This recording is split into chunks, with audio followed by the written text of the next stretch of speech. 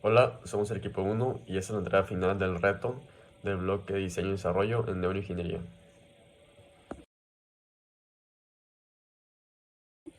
Nuestra hipótesis. El aumento en la fatiga mental genera un incremento en los niveles de estrés de una persona que se evidencia a través del espectro temporal de la actividad eléctrica cerebral. El objetivo principal y objetivos secundarios sirven para poder tener una noción más clara acerca de lo que se basa en el reto. El objetivo principal sería analizar la correlación entre estrés y fatiga a través del uso del paradigma de Oddball, realizando un análisis temporal para comparar las distintas bandas frecuenciales y analizar los potenciales abocados. De aquí surgen los objetivos secundarios, que serían preprocesamiento de las señales, análisis temporal de las bandas frecuenciales, la relación que existe entre las bandas de frecuencia, análisis de amplitud y latencia de los ARPs, y análisis estadístico para comprobar o negar la hipótesis. Y bueno, ¿qué sabemos sobre la relación entre fatiga y el estrés? Existen reportes en donde señalan que entre 10 y 33% de la población mundial sufren de fatiga. Teniendo esto en cuenta, un aumento de la fatiga mental produce una disminución significativa de los niveles de atención y provoca una lentitud de pensamiento. Esto disminuye también el nivel de respuesta a los problemas, aunado a una disminución significativa de la motivación de trabajo. Por ende, el resultado de esta cadena termina en niveles elevados de estrés. Y bueno, ¿qué buscamos más allá de esto? La importancia de este análisis radica en encontrar biomarcadores neurofisiológicos con el fin de implementar herramientas no invasivas, con posible replicabilidad en distintos estados sociales, y promoviendo la detección precisa de estados de fatiga mental que exacerban niveles de estrés nocivos para la salud. Igualmente, facilitar el entendimiento de mecanismos biológicos de la actividad eléctrica cerebral que permitan la identificación posterior de la respuesta a terapias para el manejo del estrés y la predicción de los niveles de estrés en tu vida cotidiana. ¿Y qué es lo que se conoce a nivel mundial sobre las señales de electroencefalografía que nos puede ayudar con el reto? Pues hay una manera de analizar las señales de EEG y es por la banda de frecuencia, en donde dependiendo de la banda es el estado cognitivo de la persona. Por ejemplo, banda delta, asociada a etapas de sueño profundo.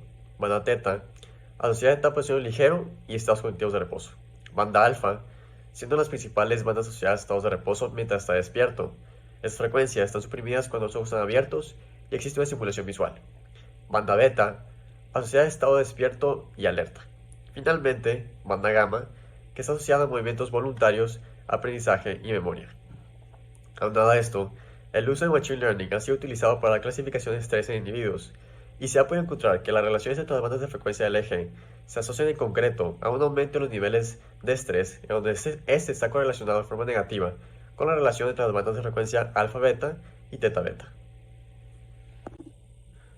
¿Cómo fue esta metodología? Se divide en 4 bloques. El primero siendo señal eje. En este, se sabe que las características de la señal es que viene de 17 jóvenes adultos con una edad media de 22 años, con una frecuencia de muestreo de 250 Hz y con el uso del paradigma de Oddball, el cual da los estímulos para poder analizar los potenciales abocados. Después sigue el bloque de preprocesamiento. En este bloque se hace un filtro paso banda border de cuarto orden de 0.1 a 100 Hz, después un filtro notch a 60 Hz, el cual elimina ruido de línea, y posterior se hace IK y ACR, el cual descompone compuestos endógenos de exógenos y ayuda a limpiar mejor la señal. El siguiente bloque es análisis temporal y se divide en dos partes: analizar potenciales evocados y las relaciones entre bandas de frecuencia. En la parte de potenciales evocados tenemos que se relacionan características principales de los estímulos, tales como amplitud y latencia. Y en la parte de relaciones entre bandas de frecuencia tenemos dos relaciones, teta beta y alfa beta. Finalmente, en el análisis estadístico tenemos que checar si las variables del modelo son significantes o no, de acuerdo al p-value y el criterio de significancia. Y finalmente terminamos con una correlación fast entre estrés y fatiga mental. Se procede entonces con el preprocesamiento de las señales. Lo primero que se debe hacer es importar el dataset de cada sujeto y después importar los canales utilizando el archivo .txt.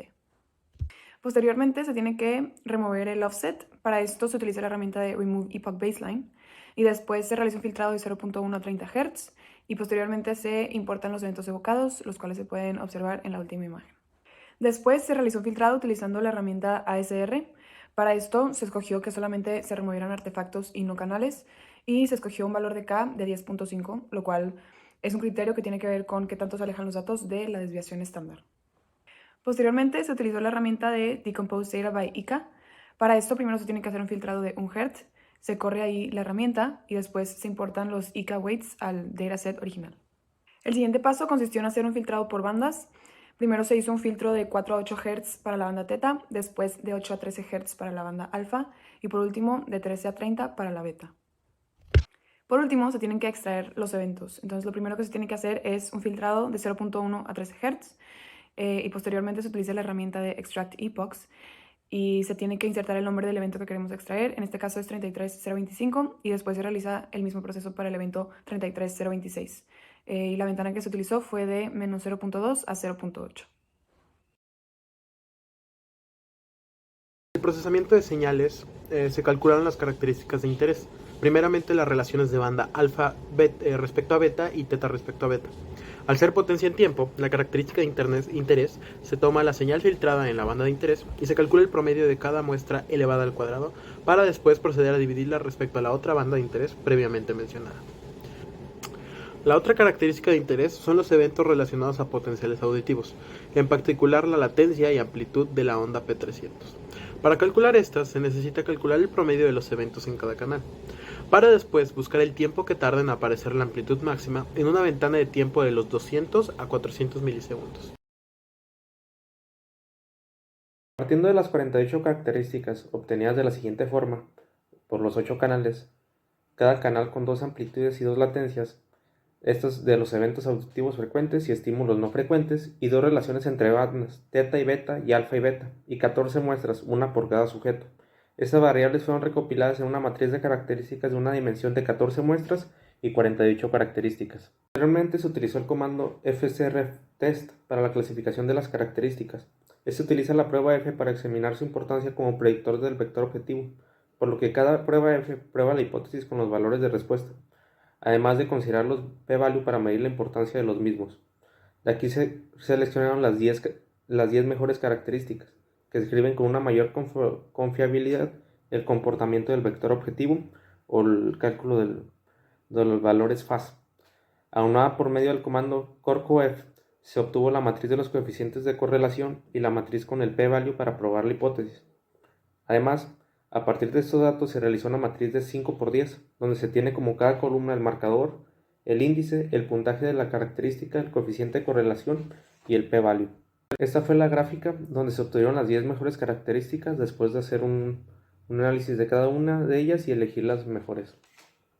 A partir de las mejores características obtenidas se utilizó la Toolbox Regression Learner de MATLAB, donde se realizó un entrenamiento 70-30, además de utilizar todos los modelos disponibles y buscar el que mejor desempeño tenía tanto en los datos de entrenamiento como en los datos de prueba, por lo que el que obtuvo un mejor desempeño fue el modelo de tipo Medium Gaussian Support Vector Machine, con lo que se obtuvo un modelo matemático para predecir el nivel de fatiga en un phase score, el cual se relaciona directamente a los niveles de estrés del sujeto. Observamos que solo una de las mejores características es estadísticamente significativa, teniendo un p-value mayor a 0.05 para todas las demás features.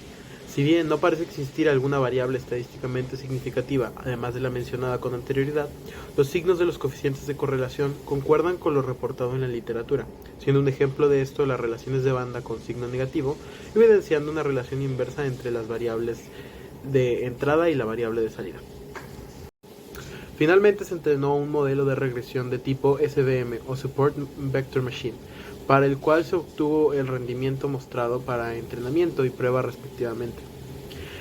De rendimiento dado, en entrenamiento podemos observar un desempeño aceptable al tener un valor de R cuadrado de menos 0.94, aunque con un valor RMS elevado, mientras que el rendimiento de la prueba fue menor con R cuadrado de 0.60, pero un valor de RMS menor. Mediante pruebas estadísticas y modelos de Machine Learning, los resultados obtenidos nos indican que existe una predilección a que nuestras principales características llegan a aceptar la hipótesis nula, en su mayoría, dado que estadísticamente no tienen una correcta significancia como predictores, aunque cabe destacar que existen características como la relación teta-beta en el occipital 1, que estadísticamente, dado su p-value, sí es significativa y tiene un coeficiente de correlación negativo contra el valor phase. Además que predictores como la latencia frecuente y no frecuente en el mismo occipital, a pesar de no tener un p-value menor al 0.05, responde a lo encontrado en la literatura que indica que un aumento en la latencia de la P300 tiene relación con el aumento del estrés y la fatiga en distintas tareas cotidianas y laborales.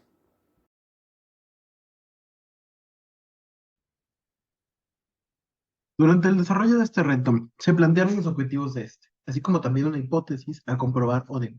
Para la resolución del reto se obtuvieron conocimientos sobre el preprocesamiento de señales de electroencefalografía, utilizando las herramientas disponibles para eliminar artefactos, ya sea endógenos o exógenos, filtrar la señal al espectro de interés, eliminar efectos offset, entre otros.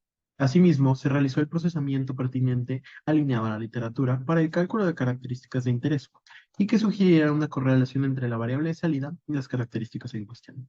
Por su parte, el uso de algoritmos de clasificación mediante etapas de entrenamiento y prueba fue una parte clave para determinar un modelo apto. Si bien los resultados obtenidos fueron no concluyentes, al no obtener valores estadísticamente significativos, estos pueden explicarse al no tener una suficiente cantidad de datos de entradas para el propio entrenamiento del modelo. Finalmente, las relaciones entre bandas y potenciales relacionados a eventos parecen ser una forma aceptable para determinar estados mentales en una persona, que aunque si bien los resultados no fueron concluyentes como se mencionó anteriormente, estos mostraban el comportamiento de correlación predecido de acuerdo a la literatura. Considerando los desarrollos del reto, aún y cuando no pudimos tener resultados concluyentes, puedo decir que a lo largo del mismo se pueden aplicar todas y si no en su gran mayoría de las herramientas y recursos proporcionados en clase, como por ejemplo la interpretación de las distintas bandas de frecuencia y sus características, tipos de filtrado y hacer rechazo manual y KACR, en donde tuvimos que aplicar nuestro propio criterio para ver cuál convenía más y cuál de los filtrados era el menos agresivo pero más efectivo. Todo esto cabe dentro de la parte de preprocesamiento. También, por ejemplo, el estudio de lo que vienen siendo los potenciales evocados y sus características a partir de estímulos con el uso de paradigmas de Outbound. Más que nada aquí hablamos de la P300, se habla de la P300 que fue bastante útil y era, pues digamos que el potencial evocado más importante de analizar en cuestión de la fatiga. La excepción de características como parte clave para poder hacer un análisis estadístico de la correlación y comprobar si dichas características son o no significativas. Aquí parte de la idea es hablar sobre el FCRF test, que fue el que nos ayudó a conseguir y rankear las mejores características de las muestras. Y finalmente el entrenamiento Machine Learning para validar si con la cantidad de muestras es suficiente para tener un modelo pues dichamente predictivo al FAS.